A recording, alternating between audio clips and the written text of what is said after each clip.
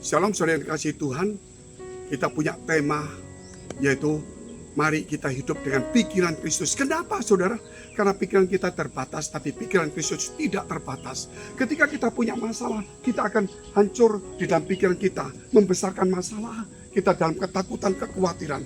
Tapi ketika dengan pikiran Kristus, disitulah kita dapat kekuatan.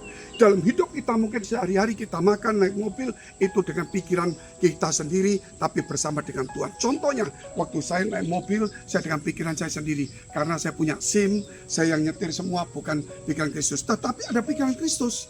Ketika kita mau disalib orang, ketika kita mungkin diganggu orang, atau kita mau mengganggu orang, kita nggak mau.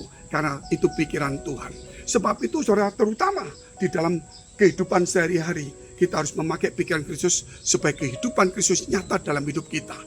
Sebab itu dikatakan firman Allah jelas mengatakan, saudara, yaitu 2 Korintus 10 ayat 5. Kami mematahkan setiap siasat orang dan merubuhkan setiap kubu yang dibangun oleh keangkuhan manusia untuk menentang pengenalan akan Allah.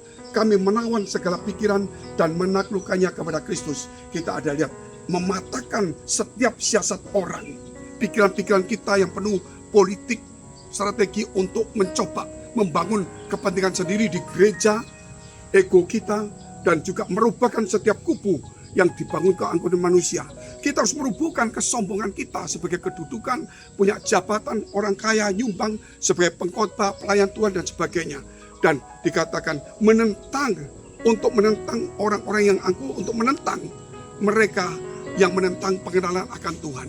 Justru kita harus belajar supaya mereka mengenal akan Tuhan. Tapi di gereja kebanyakan kita, saudara, keangkuhan kita membuat kita menentang pengenalan akan Allah.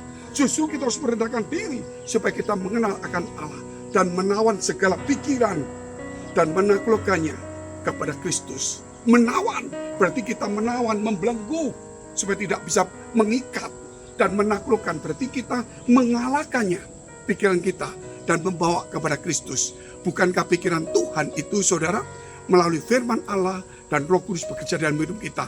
Buat apa menjadi orang Kristen tapi pikiran-pikiran duniawi, pikiran-pikiran diri sendiri egois?